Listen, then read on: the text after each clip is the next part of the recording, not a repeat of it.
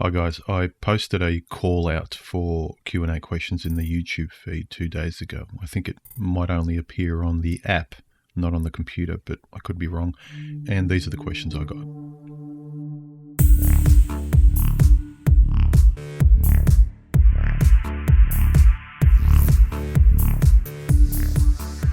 Aunt Bessie's Yorkshire pudding partisan wrote, as a MGTOW, what's your perspective on demographic replacement? Again, I don't wear the label of MGTOW, but I am a guy who's thinking his own way and doing his own thing.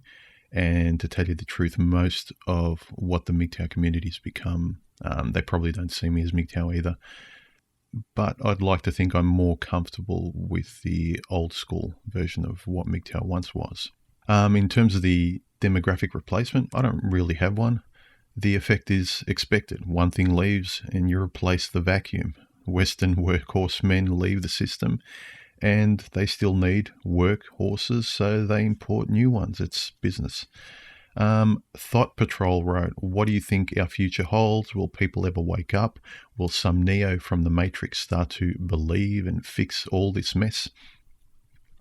Okay, I thought the language was interesting. All of those questions were about someone else taking responsibility. Now, this should be us thinking about our lives, our future, fixing our mess. You start to believe. In short, all this future-focused stuff, I don't entertain it. It's pointless. It's mental masturbation. You can't actually try and implement anything now as an individual. I've always said a lot of these big picture focuses and future-focused stuff, they're convenient distractions to avoid without really wanting to reference Jordan Peterson, cleaning your own room. TMAC5 asks, is being a married MGTOW possible, or am I a phony? Now, before I got to answer this, another commenter called Built to Last Warrior responded and basically said, MGTOW's not a club, it's a life choice, a philosophy. People are confusing going your own way, as in I'm living any way I want, no matter what.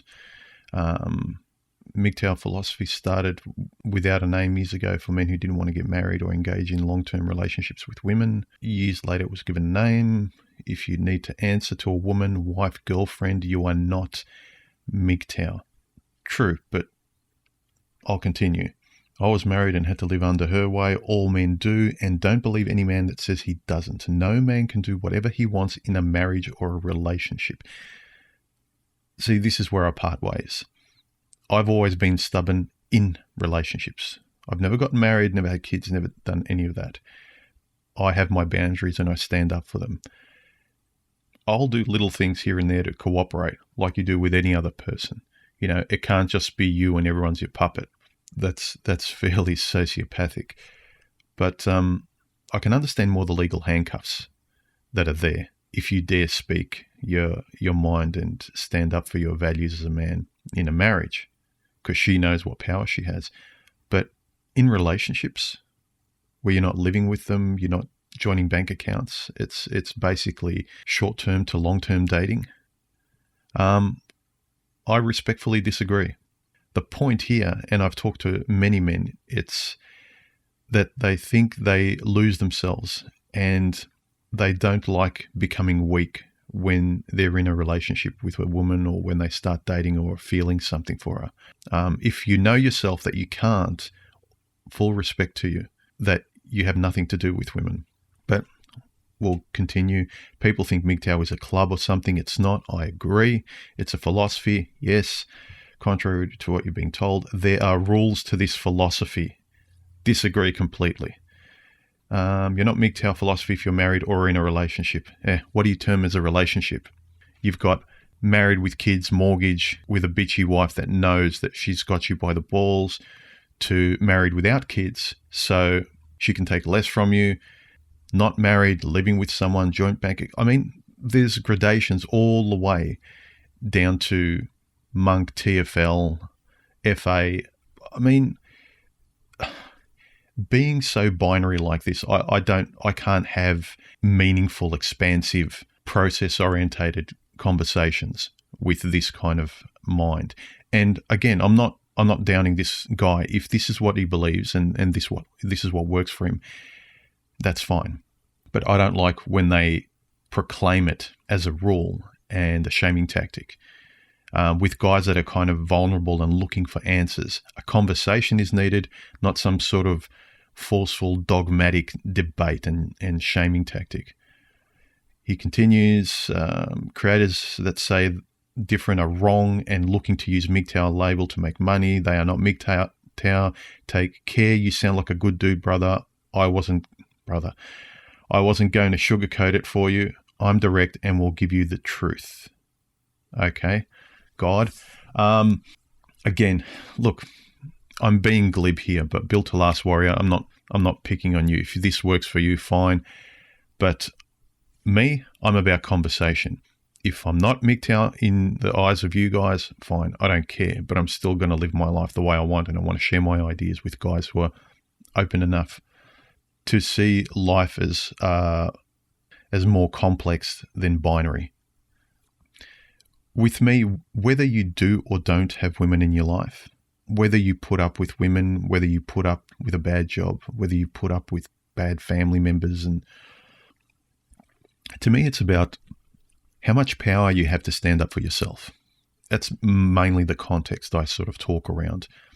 And to answer the original question by TMAC5, that, yeah, to me, you can't think and go and implement your own way very much on the extreme position of being married.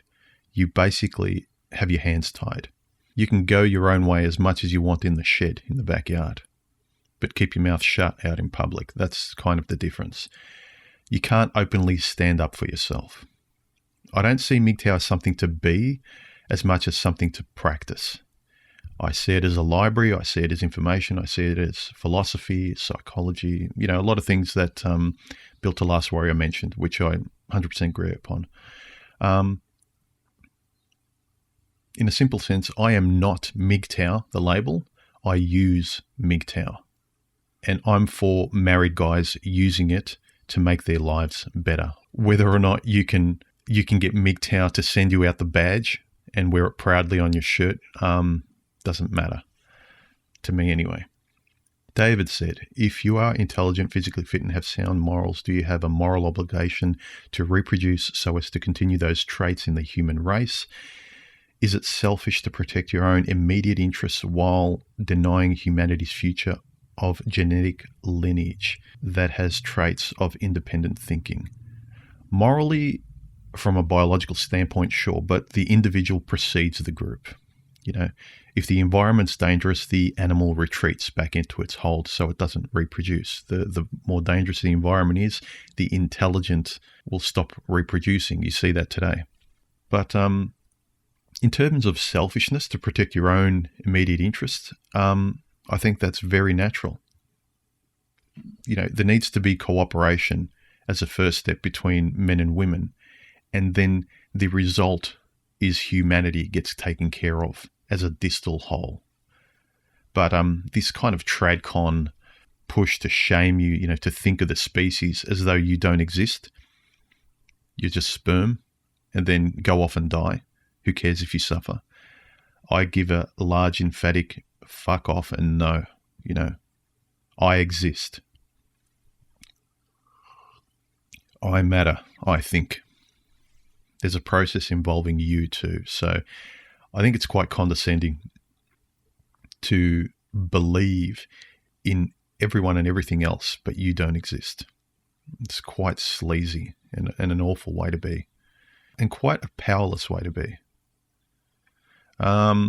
Real Men Wear Camo said, how can you fight against thottery, thought culture, THOT? For those of you who don't know, that stands for that hoe over there, I think. Are there any grounds on which men will ever collectively stand up to Wahman, WAHMEN, and stop being pussy beggars, simps, and cuck manginas? I don't like all that language, only because it sort of makes it into a kind of fun, glib video game. To me, the self-actualized philosophy and introspection of manosphere ideas, red pill ideas, MGTOW and all that sort of stuff is serious. So using that kind of shaming language to kind of throw mud at those that aren't you, not for me. But to answer the question, will men ever collectively stand up to all of this shit? Collectively, no. Individually, yes. And that's what I try and sort of talk about in my videos. It starts with you being the kind of guy you want to be and live the life you want to live. The kid asks, I'm very grateful to know the truth, but sometimes knowing what the deal is makes me a little sad and apathetic. Do you have any advice on how to combat this? Basically, time. As cliche as it sounds, after any kind of trauma and life kicking you to the ground, time usually heals. And it's not that time heals, is that the space of time allows you to come to terms with things, allows you to think things through. But in that time, I would say the most beneficial things that I found are an intellectual curiosity and caring about your own ethics, your self-respect, your boundaries, maybe for the first time, realizing that you really didn't have many. You didn't have values that you stood up for. Understanding your own psychology. Understanding your own psychology in relation to the world you live in as a responsible and active participant. You're the center, you're the sun. And how do you interact with the world? How are you responsible? But mostly, time will help you think about that process. Devolved asks, my question is more for the young men who on their own see the world for what it is and who aren't fooled by the smoke and mirrors. The term red pill has been thrown everywhere, but to those who already have that mentality beforehand and hold no malice, what would you tell them? First of all, they have the benefit of knowing red pill information. Many of us in the last couple of generations since the 60s have grown up with feminism standing on the neck of masculinity and slowly killing it, with fatherlessness and the lack of mentoring, and basically everything has to be female. The world has to be a safe nursery with no competition, no aggression. Ever since gynocentrism came around, men have been disappearing. So I'd say the young generation, they have the benefit of this information being more and more publicly out there now, especially online. You can't hide from it unless you're actively avoiding it. Red pill, the term red pill has been thrown everywhere. It's a catch-all phrase. I mean, red pill to me is just the modern term for enlightenment. And enlightenment to me is just seeing reality as it is. And reality is gynocentric today out there. So guys now, young guys who are seeing this, that's great. It means they're searching for meaning. It's good. Basically, what I tell these young guys is what I'm constantly telling people in my videos. The sharing of information, mentoring, being honest about what's out there, especially in relation to you and how you would like now to live and stand up for your values in relation to the world, that kind of stuff. Just reservations and the problems we're facing and trying to answer those questions and how to go about it. So yeah, just keep talking, sharing information, and most importantly, stop shaming other men, because you're playing into the hands of gynocentrism without knowing it. Wes says, I've seen Barbarossa's videos on TradCons. He said something interesting that was akin to the idea that men are virtually making payments in hopes of having continued access to their wives. What is your opinion on that assessment? True. You need to keep providing, and that's the best chance that she'll stay. A lot of it's hardwired. Basically, if you lose your job and you're not continually materialistically growing and providing and changing and, bigger house, second car, more kids, new shoes, just changing and growing materialistically, she'll get bored, she'll leave. So you are pretty much making payments on keeping her there. So if that's what Barbarossa said, I'd agree. Happiness says, was there ever one defining moment that you can look back on where you decided MGTOW would be your chosen way forward? No. I was always a guy with my own way of seeing things and doing things. I couldn't really understand my friends going into it like some docile Hindu cows, getting married. But look, they're happy. Life's great for them, but I could never see myself in that life, and I still can't. Some 20 to 25 years later. For me, it was gradual. I was always the kid that said, why should I? What for? Don't tell me what to do. I needed to test things out. But the funny thing is, my stubbornness rashly knew that touching the stove of marriage wasn't something I was going to test out. That sounded like jumping off a cliff and hoping that gravity didn't kick in. And so, look, when MGTOW came along, it was just a place where my kind of personality could fit in and talk openly with guys about the kind of things I wanted to talk about without all the political correctness. Finally find some friends, like deeper conversational friends that I could not talk to in my real life because the vast majority of guys just mentally have too much to lose, which I understand if they go down this path. You're not going to talk about this stuff and then start questioning whether or not you want to stay with your family and kids, where, as before, you really didn't have a problem with it. And you're okay. You didn't really have any mental existential angst about going about your life. It was just mild irritation. Whereas after the red pill, it's not a mild irritation. It starts to become a conviction and something you stand up for, especially individualistically. Look, sure, there were defining points in my life where even though there were gradual steps forward, there were certain points, especially with large traumatic events like big breakups with women I really cared about, or changing my life in a massive way, and the repercussions. That was like taking 20 steps in one very concentrated hit. But yeah, it was always a gradual process of learning about who I was and what I wanted to do and my values. Ashutosh asks, I would like to build a MGTOW empire. Oh God. Start building a good society for MGTOW. We shall bring a revolution not in the name of MGTOW, but as genuine humans who have achieved success. We may accept women who want to commit and be submissive and be protected by us. Make our own mini banking system. Build our own society. What do you say, human? This is world building. It sounds very religious, political. It's not what I'm about. I focus on proximal ideas, the individual, and then those things domino into the future. These kind of futuristic sci-fi world-building scenarios, for me, they seem like a cop-out because you're not taking care of anything right now. The most probable result of thinking this way is that you're always attaching your thoughts out there and being frustrated why this world isn't coming to pass and why we can't cooperate, and your life goes to waste. Whereas the best probability of success and happiness that we're all trying to go towards, whether myself it's proximal or whether some of you guys it's very distal, like this, where are we going to be in 5 years? What would you say to this? How do we change the world in this big way? I really think it starts individually and it grows from that.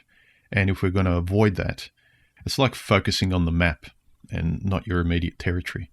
No, this kind of world-building scenario is beyond my interest. I don't have much to offer. Sorry, man. But I commend you for your kind of thinking. Prodigal Heretic says, of all the MGTOW philosophers that have gone into the void, who would you like to sit down and have a beer Discord chat with? Me personally, it would be Spetsnaz. Yeah, he's good. Easy. For me, it would be Paul Proteus. Real names not given asks, is the fact that we are alive proof that we don't need a reason to be alive because we just are? Yes, short answer.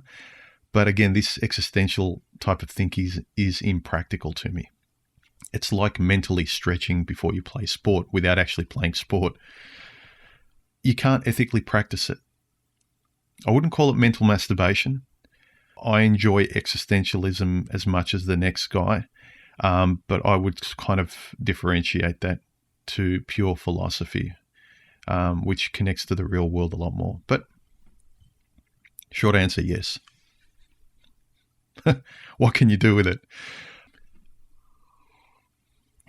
Okay, Wade asks, since taking a practical approach to life instead of YouTube theory mental masturbation, I'd like to ask this: what methods of tracking progress do you implement to help consistency and provide good reflection? Okay, we've gone from completely cerebral to completely practical. I'm not a fan of either approach. I think the middle is a good place to be.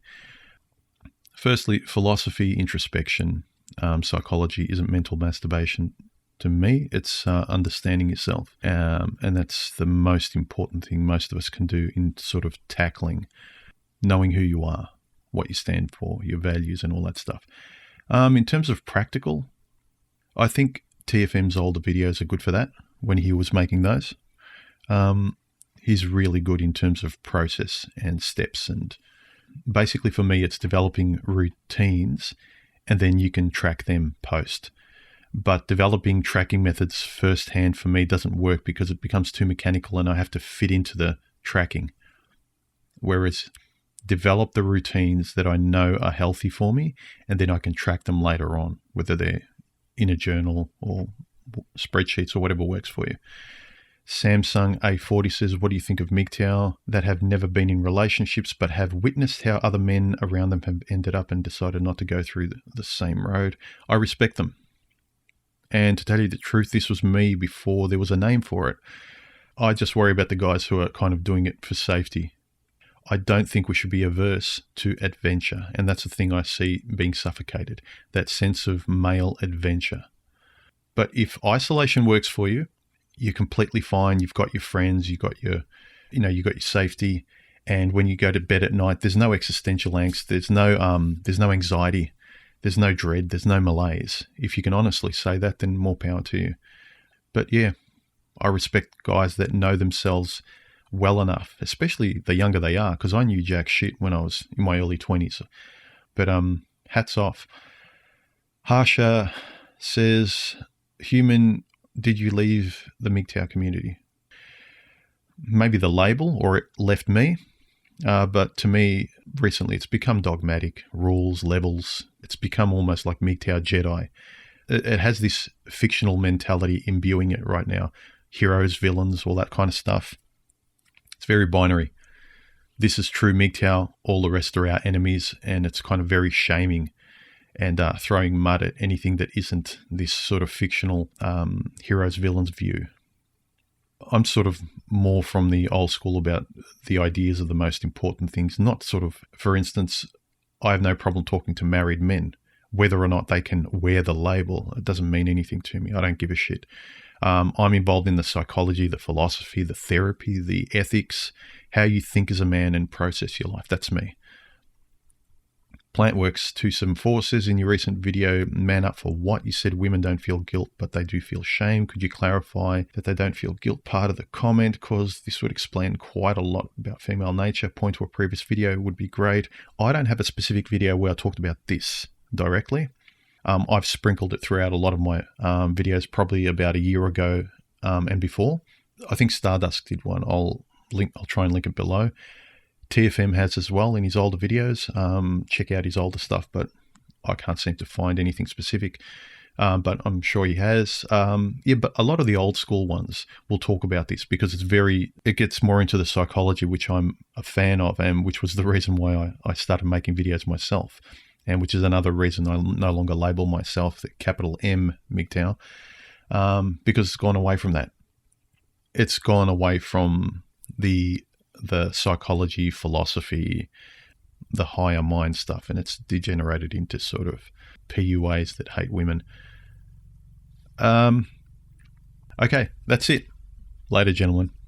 These Q&A responses are quick snacks, but if you have a serious and meaningful question you'd like me to expand upon in a more considered video response, please attach your question to a donation, links below, and I'll be more specific in an upcoming mailbag video regarding your question. Cheers.